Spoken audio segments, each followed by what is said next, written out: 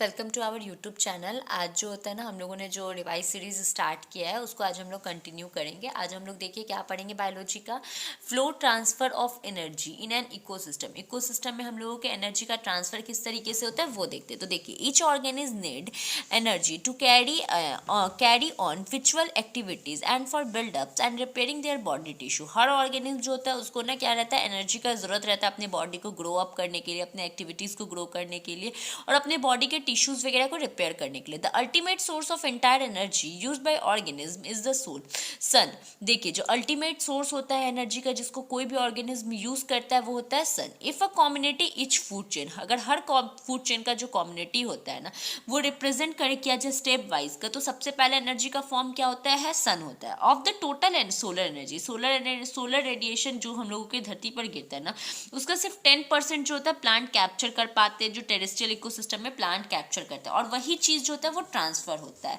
This energy, ये जो store रहता है जो एनर्जी, वो केमिकल एनर्जी की फॉर्म में स्टोर रहता है। व्हेन ग्रीन प्लांट, जब ग्रीन प्लांट को हर्बीवोरस एनिमल खाते हैं ना तो सारे एनर्जीज क्या होता है ना उनके बॉडी में ट्रांसफर हो जाता है। On an average 10% of food is turn into the body of herbivores, और हर्बीवोरस की बॉडी में ना सिर्फ 10% एनर्जी जो होता है ना वो कंज्यूम होता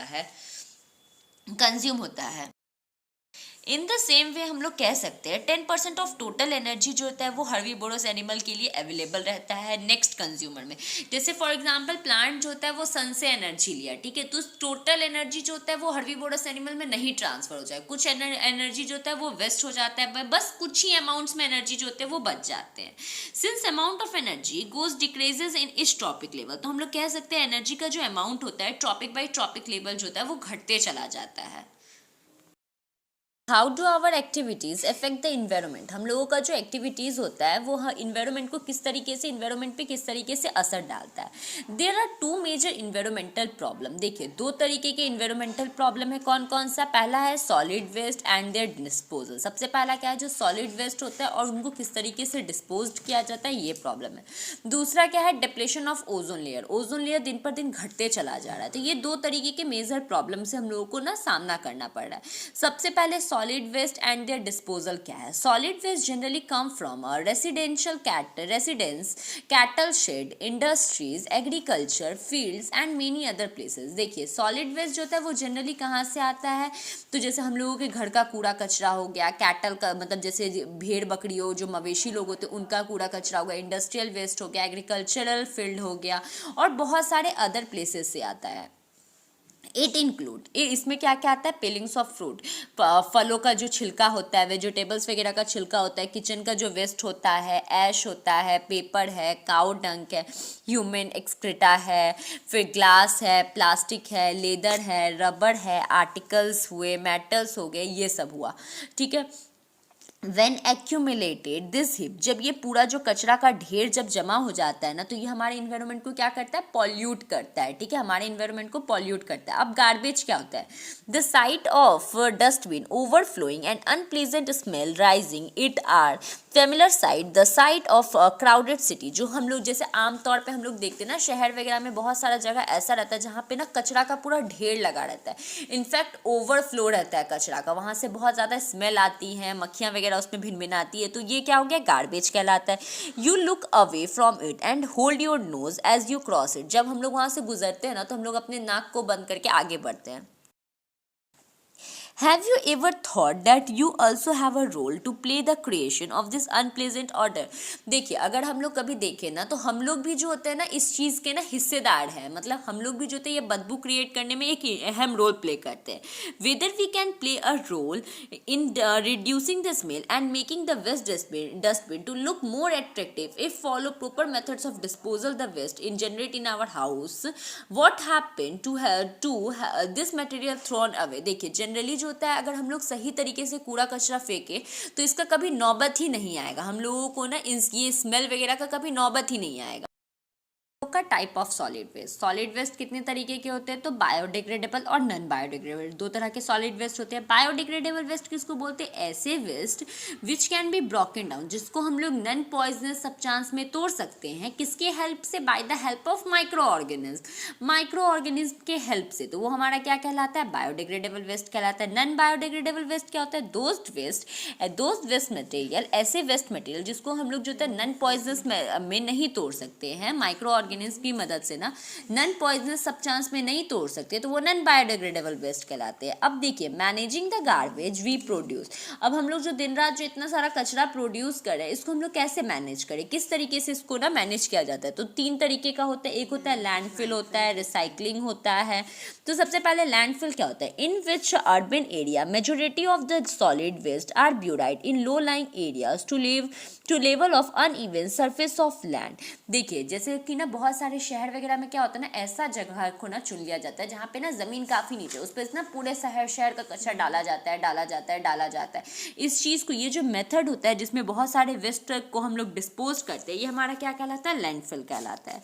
दूसरा क्या है, recycling of waste, number of solid waste can be recycle by sending them to respectively recycling. देखिए, बहुत सारे जो सॉलिड वेस्ट होते हैं ना, उसको रिसाइकलिंग मशीन्स वगैरह में डाल के उसको रिसाइकल किया जाता है। For instance, paper is sent to recycle special paper mill, यहाँ तक कि जो पेपर होता है ना, उसको भी एक स्पेशल पेपर मिल्स वगैरह में ना भेजकर उसको रिसाइकल किया जाता है। प्रिपरेशन ऑफ कंपोस्ट, अब खाद का बनाना। हाउस होल्ड वेस्ट, कुछ हाउस होल्ड वेस्ट जैसे कि पीलिंग्स ऑफ फ्रूट, जैसे कि ना फ्रूट्स का छिलका हुआ, वेजिटेबल्स वगैरह का छिलका हुआ, घर का बचा हुआ खाना हो गया, डेड लीव्स हो गए, किचन गार्डन हो गया, प्लेट्स, पॉटेड प्लांट्स वगैरह हो गए, ये सब क्या होता है ना, खाद में बहुत समय तक अगर हम लोग इसको छोड़ देना तो ये अपने आप खाद में कन्वर्ट हो जाता है, कंपोस्ट बन जाता है, मैन्योर बन जाता है, आपका अपने आप ये हो जाता है, ये चेंज हो जाता है। दूसरा क्या है, इंक्लिनेशंस और बर्निंग और एट हाई टेम्परेचर, बहुत ज़्यादा हाई टेम्परेचर में हम लोग क्या करते हैं, किसी भी सब्सटेंस को बर्न करते हैं।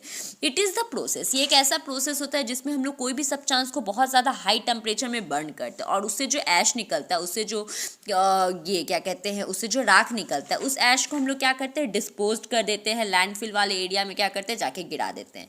In cities, generally cities, municipal committees, corporation, यहाँ पे क्या होता है, ये जो बहुत ज़्यादा जब कूड़ा कचरा जमा हो जाता है ना, तो इसको इसी मेथड में जलाकर जो होता है राख बनाया जाता है। का ओजोन लेयर, ये एक ऐसा लेयर है जो हमारे अर्थ एटमॉस्फेयर के बाहर पाया जाता है। ओजोन लेयर जो होता है वो हमारे लाइफ के लिए काफ़ी ज़्यादा ज़रूरी है।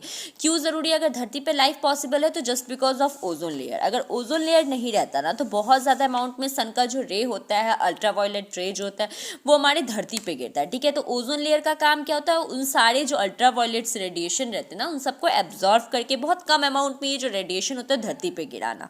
The thinning of ozone layer is commonly called ozone depletion. जो आज के टाइम में ना ओजोन में ना जो छेद होते जा रहा है, ओजोन हमारा पतला होते जा रहा है, इस चीज को क्या बोला जाता है, ओजोन डिप्लेशन बोला जाता है।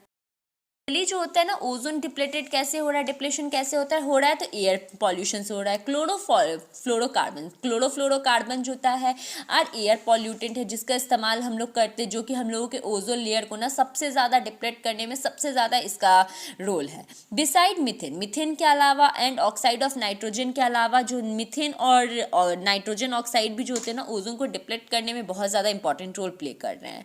इफेक्ट ऑफ ओजोन डिप्लेशन, अब जो ये ओजोन डिप्लेशन हो रहा है, इसका क्या असर पड़ा हम लोगों का, तो सबसे पहले अल्ट्रावायलेट रेडिएशन के कारण हम लोग को स्किन कैंसर हो रहा है। ये जो रे है ना, इसके कारण से क्या हो रहा है, आई डैमेज हो रहा है, हम लोगों का कैटरेक्ट वगैरह जैसी प्रॉब्लम हो रही है। This cause damage to immunity system, इससे क्या हो रहा है, हम लोगों का हमारे जो बॉडी है ना, उसका इम्यूनिटी सिस्टम मतलब रोग से लड़ने की क्षमता दिन पर दिन खत्म होते जा रही है, और हम लोग बहुत सारे बीमारी के शिकार हो रहे हैं। तो हम लोगों का ये चैप्टर कंप्लीट हो गया है। हमको आई होप आप लोगों को बहुत अच्छे से समझ में आया होगा। अब हम लोग जो होते हैं ना, इसके कुछ क्वेश्चंस कर लेते हैं। सबसे पहला क्या, organism which synthesize carbohydrate from inorganic compound using solar energy called, ऐसे ऑर्गेनिज्म जो कार्बोहाइड्रेट अपने खाना को बनाए इनऑर्गेनिक सब्सटेंस की मदद से कार्बन सोलर एनर्जी का इस्तेमाल करके, उनको क्या बोला जाता है, तो उनको प्रोड्यूसर बोला जाता है। How is it the increasing demand of energy affecting our environment adversely. Second question क्या है कि हम लोगों का जो डिमांड हो रहा है ना, उससे हम लोगों का इन्वायरमेंट, हम लोगों का जो आज के टाइम में जो हम लोगों का डिमांड्स बढ़ते जा रहा है, उससे इन्वायरमेंट किस तरीके से पॉल्यूट हो रहा है, किस तरीके से हार्म पहुंच रहा है। तीसरा क्या है, name any two abiotic component in an ecosystem. हमारे इकोसिस्टम के 2 अबायोटिक कंपोनेंट्स बताइए, तो कोई भी बता दीजिएगा। फोर्थ क्या है, विच डिजीज, कौन सा डिजीज के कारण से ozone depletion, which disease is caused, ozone depletion के कारण से हमें कौन सी बीमारियां हो रही है। बीमारियां होती है तो कैटरेक्ट होता है, फिर हम लोगों का स्किन डिजीज होता है। नेक्स्ट क्या है, give an example of indiscriminate uses of pesticide. Pesticide का बहुत ज़्यादा यूज़ करने से क्या हो रहा है, तो सॉइल की फर्टिलिटी खत्म हो रही। इन food chain third level is occupied by, food chain में थर्ड लेवल किसने ऑक्यूपाई किया है, तो फर्स्ट हम लोग का प्रोड्यूसर है, सेकेंड हम लोग का प्राइमरी कंज्यूमर है, थर्ड वन हमारा क्या है, सेकेंडरी कंज्यूमर है। तो सेकेंडरी कंज्यूमर लिख दीजिएगा। क्या है, 2 बायोडिग्रेडेबल वेस्ट के नेम बताने हैं। तो बायोडिग्रेडेबल वेस्ट हमारा क्या होता है, जैसे जिसको हम लोग सरागला, जैसे आप क्या बोल सकते हैं, टी लीव्स बोल सकते हैं, पेपर बोल सकते हैं। 2 नॉन बायोडिग्रेडेबल वेस्ट के नाम बताने हैं आपको, जैसे प्लास्टिक हो गया या कोई मेटल बोल सकते हैं। Right one environmental friendly practice, एक इन्वायरमेंटल फ्रेंडली प्रैक्टिस हम लोगों को क्या करना चाहिए, तो रिसाइकल वगैरह हो गया हम लोगों का। राइट वन आर्टिफिशियल इकोसिस्टम, एक आर्टिफिशियल इकोसिस्टम का नाम बताना है, तो एक्वेरियम हो गया हम लोगों का। एंड इकोसिस्टम इंक्लूड, इकोसिस्टम में क्या रहते हैं, living and non living thing दोनों रहते हैं। Depression of ozone mainly due to, ozone का जो डिप्रेशन होता है वो मेनली किसके कारण होता है, क्लोरोफ्लोरोकार्बन के कारण हो रहा है। उसके बाद नेक्स्ट क्या है, full form of DDT, DDT का फुल फॉर्म क्या है। फिर नेक्स्ट क्या है, full form of CFC, chlorofluorocarbon, CFC का फुल फॉर्म क्या है, तो आप लिख दीजिएगा क्लोरोफ्लोरोकार्बन।